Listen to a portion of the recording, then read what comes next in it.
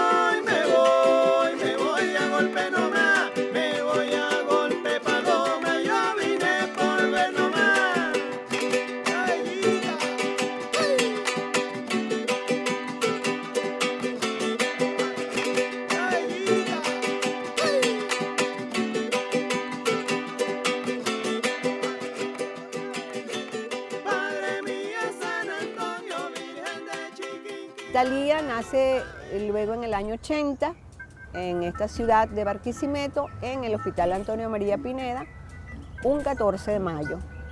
Sí, en ese entonces ya contaba con 31 años, una buena edad para procrear. Y bueno, pero previamente ya había nacido Tatiana, nuestra hija mayor, quien nació en el año de 1977. Bueno, Thalía y yo tuvimos una infancia bellísima. Jugábamos en el patio de todas las cosas de los niños. Hacíamos un noticiero y Thalía era la reportera, Thalía era todo eso y yo era la que la tenía que filmar y todo. Y ella era siempre la protagonista. Muy dicharachera, muy inventora, ¿verdad? Siempre bajo el amparo del núcleo familiar. Bueno, mira, nosotros estamos en Bararida, lo que fue antiguamente el barrio obrero, fundado en los años 50. Aquí creció mi mamá, estuvieron mis abuelos. Bueno, Thalía era peleona conmigo por cualquier cosa, se molestaba. Sí, un día yo estaba friendo unas tajadas y mi hermana, bueno, apareció en la cocina. No recuerdo exactamente qué tema, pero me estaba hostigando, me estaba provocando. Y le dije, mira, ya, y seguía, y seguía, y seguía. Se puso tan brava, no recuerdo cuál fue el motivo de la pelea, pero éramos una niña y me clavó un tenedor en el brazo. Un tenedor pequeño que tenía un poquitico de aceite caliente, entonces ahí le sonó la piel así como un chicharroncito y más nada. Y bueno, gracias a Dios fueron dos tenacitas nada más que logró perforarme. Barquisimeto juega un papel preponderante en lo que hablábamos ahora del Estado Lara como un estado transicional y de flujo comunicacional. El lugar de cruce de caminos, pero el lugar de cruce de mercancía, el lugar de cruce de personas y el lugar de cruce de cultura. Diríamos que el barquisimetano como tal tendría una personalidad pancrónica por la confluencia de todo eso que está allí. Mi papá, un inmigrante libanés, se adaptó muy cómodamente a la nueva cultura, le encantaba, él le encantó siempre Venezuela. Mi abuelo era el de origen libanés y mi abuela era yaracuyana. Entonces ahí como que se impuso aquella cultura venezolana en términos de la lengua. En todo lo demás era mi abuelo el que daba las directrices. Nosotros nos separamos como pareja, ¿verdad? Y bueno, yo me quedo con mis hijas viviendo aquí. Yo pasaba la mitad de mi año en Barinas, de donde es mi familia paterna. Entonces, bueno, mi papá nos venía a buscar Y de repente cada vez íbamos a una casa diferente. A veces era una casa, a veces era una granja, a veces era en Barinas, a veces no. Yo siempre me hacía la pregunta de por qué. Fui entendiendo con los años que eso estaba relacionado, bueno, a la actividad política de mi padre. Ya en ese entonces habíamos contraído desde hacía como 10 años una relación política con el entonces oficial de la Fuerza Armada, Hugo Chávez, con quienes también comenzamos a desarrollar una empatía política. Una vez recuerdo que llegamos a una casa en Barinas, después de visitar el Parque Moromoy, y cuando llegamos a la casa estaba todo en el suelo, todo destruido, los libros rotos, porque bueno, eso es lo que hacía la derecha y el fascismo aquí. Talía era una niña muy juiciosa en sus estudios, pero muy tremenda. Yo era llamada con cierta frecuencia, no, por supuesto, no me contentaba. Y no era que me portaba mal, sino que yo defendía las causas justas. No estaba de acuerdo y no estoy de acuerdo todavía con ese sistema educativo represivo, ortodoxo, excluyente. Al comienzo de su adolescencia pues manifestaba opiniones muy contundentes ante los hechos de la vida, con decisiones independientes. Y bueno, y empecé a trabajar, aunque lo hice desde muy pequeña. No por un tema de tener mi plata solamente, sino por un tema de valerme por mí misma. Y trabajaron ambas, porque Tatiana también trabajó. Bueno, y esa fue esa etapa donde se veía ya el despuntar de su independencia, pues.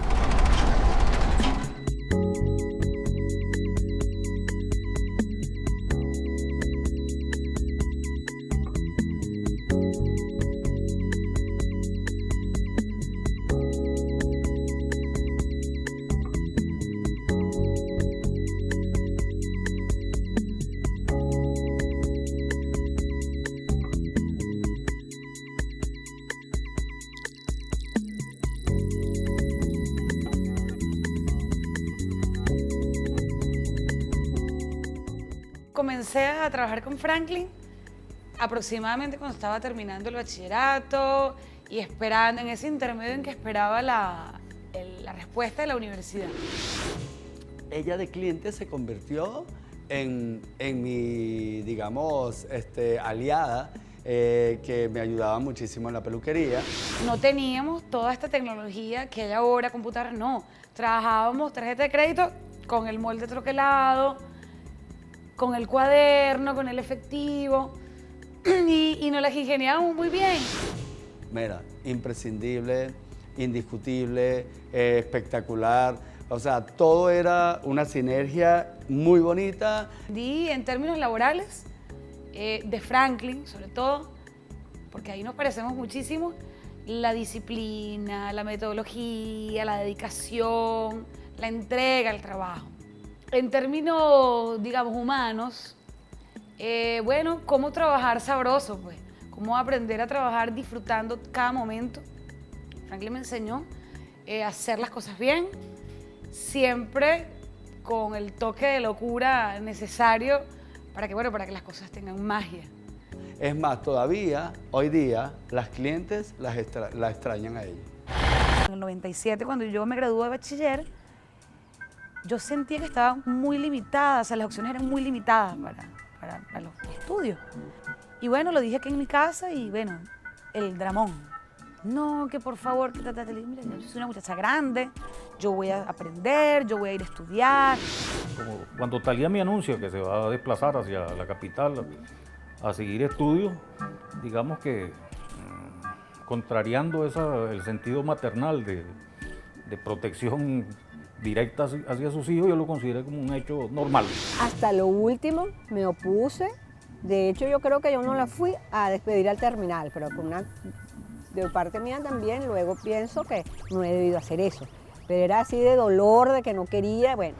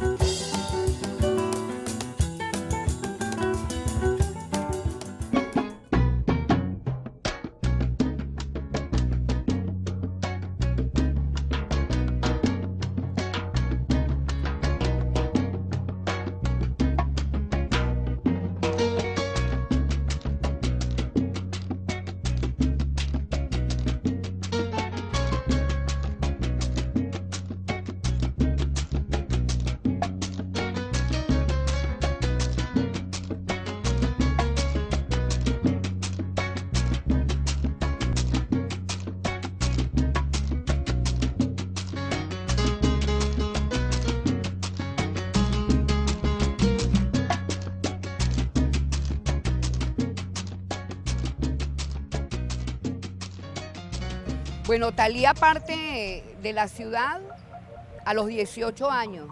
Se va a Caracas en búsqueda, ¿verdad? De sueños, pues de metas, ¿verdad? Entonces yo llegué ese día, esa primera vez, a presentar en esa universidad que yo veía que era inmensa. Entonces me dejaron allí, presenté una prueba que duró como 14, 12 horas y cuando salí me perdí.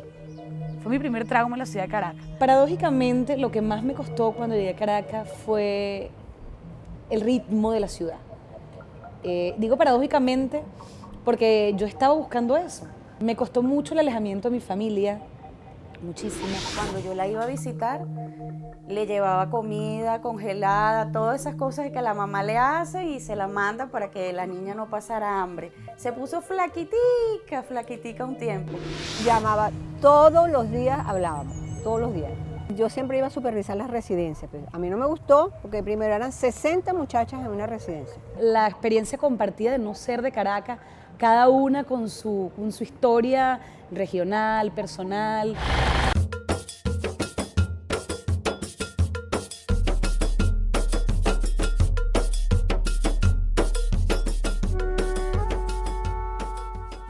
Empecé a estudiar historia creo que en el año 2001, algo así, y allí conocí a Thalía Ruiz. Thalía era una muchacha muy joven, un poco pretenciosa, creo yo, o sea, no pasaba desapercibida para nada.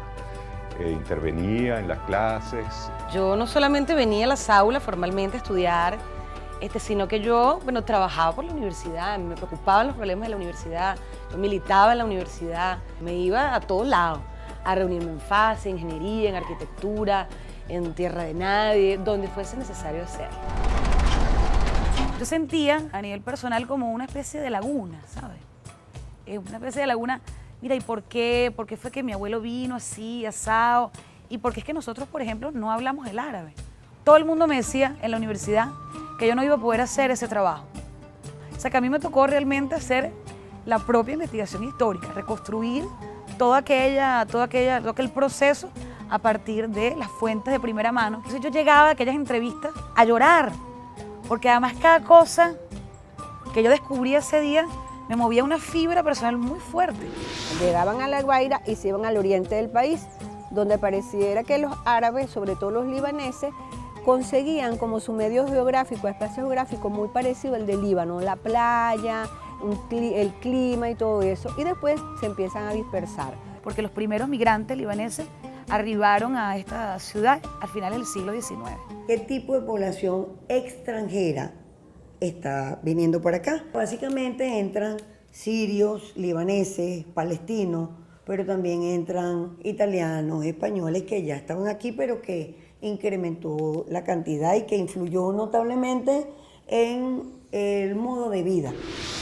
¿Y por qué se dedicaron al comercio inicialmente? Más allá de sus tradiciones y sus orígenes fenicios. La actividad comercial no exigía una inversión de capital muy grande, ¿verdad?, para echar a andar pues, un proyecto. Esa actividad económica permitió que el migrante, desde que comenzó con el comercio ambulante, fuera a la casa del venezolano a tocar su puerta, a integrarse necesariamente con él desde un principio. Ella siempre ha sido una persona como muy persistente en sus opiniones y como muy honesta intelectualmente. Muy culta, muy apasionada, fuertemente implicado en la política y, por supuesto, creo que ya lo saben, con un carácter muy fuerte. Por lo tanto, se parece bastante a mí. Comencé a sentir la necesidad de más privacidad para estudiar, más espacio, y exploré la idea de Parque Central. Todo el mundo decía cosas terribles sobre Parque Central y a mí me encantaba porque tenía todo aquí. Es una ciudad dentro de la ciudad de Caracas. Bueno, fueron 12 años en esa situación, circunstancia, hasta que un día la entonces dueña me dice, mira Thalía, voy a vender el apartamento. Fue un momento bastante difícil porque tuve que decidir, una vez graduada de la universidad, si continuar mis estudios a nivel de posgrado o, trabajar en 4 espacios para poder pagar este apartamento. Fue difícil, pero no imposible. Este lugar representa para mí eso, la tranquilidad, representa la seguridad, representa a mí uno de mis espacios de realización donde se mueven mis afectos y mis principales actividades.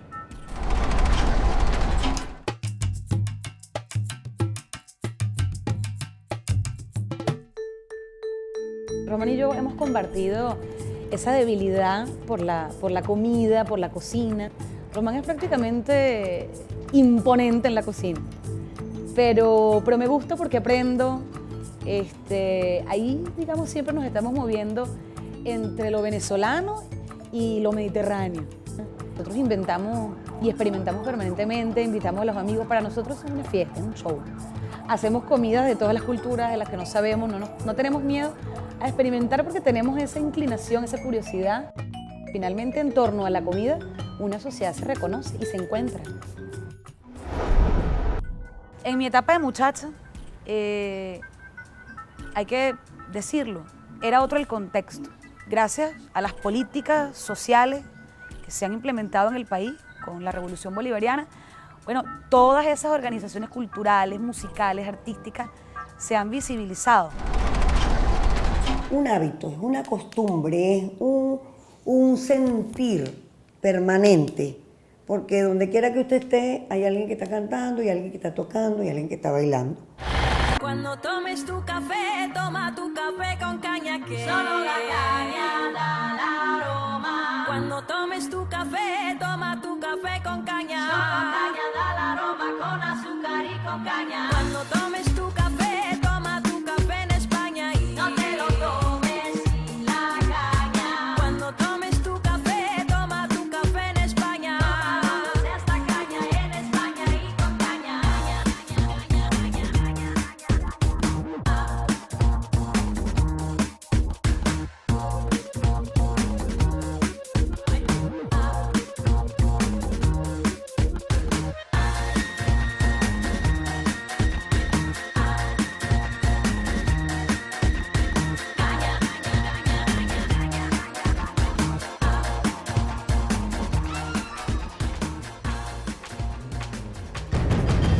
Por razones laborales, vengo con poca frecuencia a Barquisimeto, pero cuando vengo bien concentrada.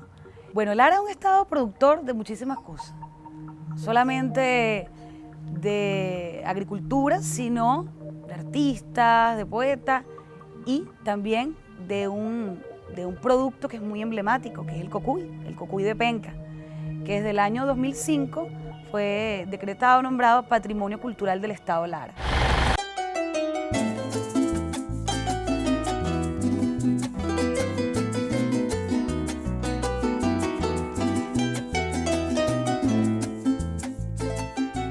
Hay conocimientos prehispánicos de la planta de agave de cocuy.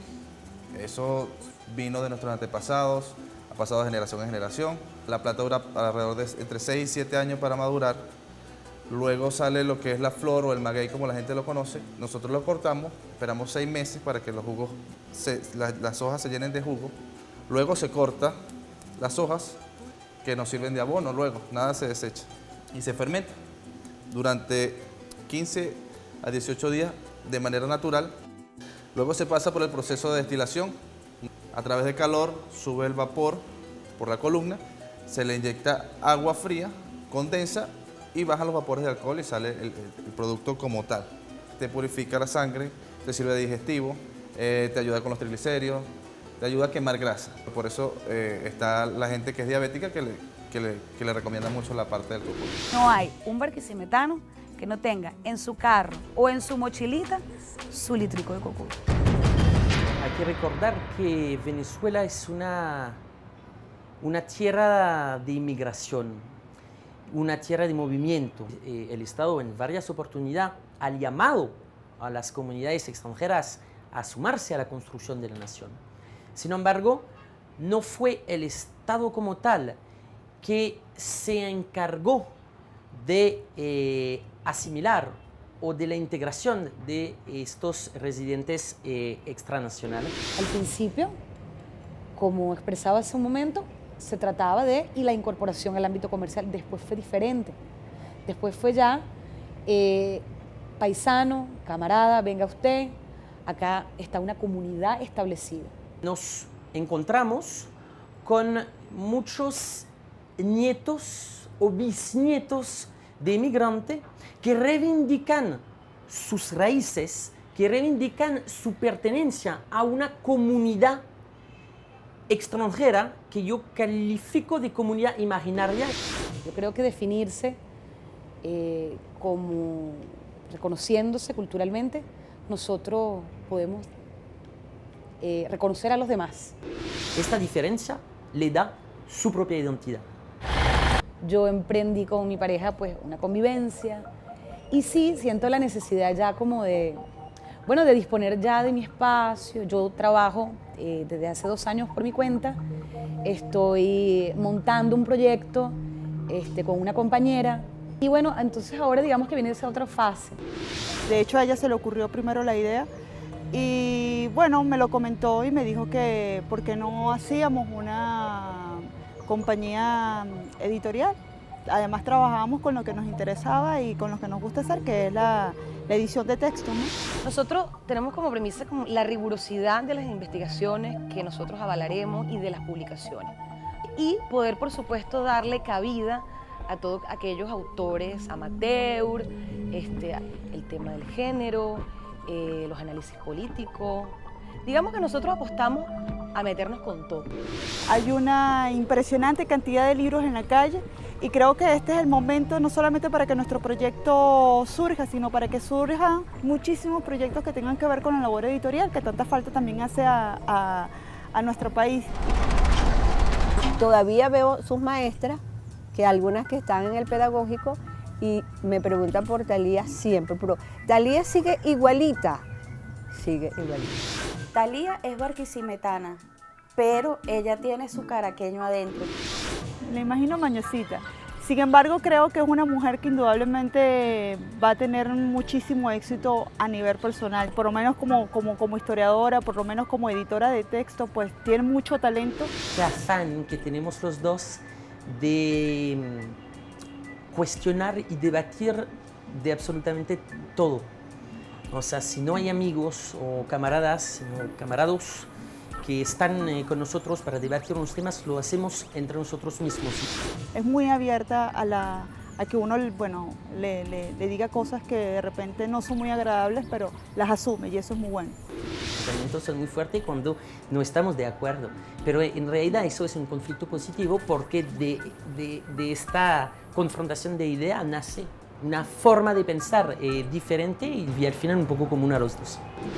Pues ella hizo su vida ya, pues, sus amigos, su cuestión universitaria, sus estudios, y yo creo que ella se caraqueñizó y se va a quedar en Caracas. Siempre encontramos la excusa, la que sea, para reunir, porque somos una familia muy nucleada, muy clánica. Hacemos comida árabe, hacemos parrilla, nos divertimos, echamos cuentos. Siempre he soñado con una casa, quizá porque la tuve cuando pequeña, y quiero una casa con un patio, con un árbol de mango, con un jardín, donde pueda tener mucha tranquilidad para trabajar. Quisiera ver a mis hijos crecer en un lugar tranquilo. No sé si en Caracas, no estoy muy segura, aunque todavía estoy enganchada y tengo proyectos que culminar. Donde sí me veo en Venezuela.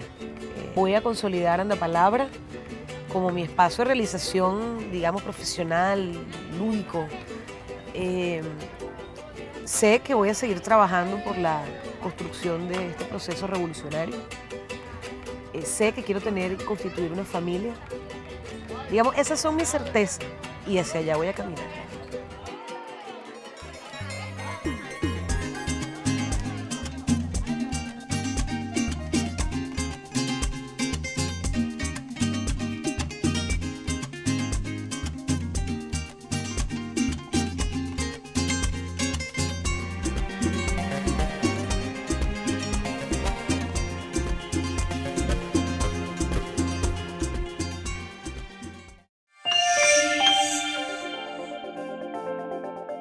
Este programa ha sido financiado con recursos del Fondo de Responsabilidad Social como un aporte de la Ley de Responsabilidad Social en Radio, Televisión y Medios Electrónicos para el desarrollo de la producción nacional independiente y la construcción del nuevo modelo comunicacional.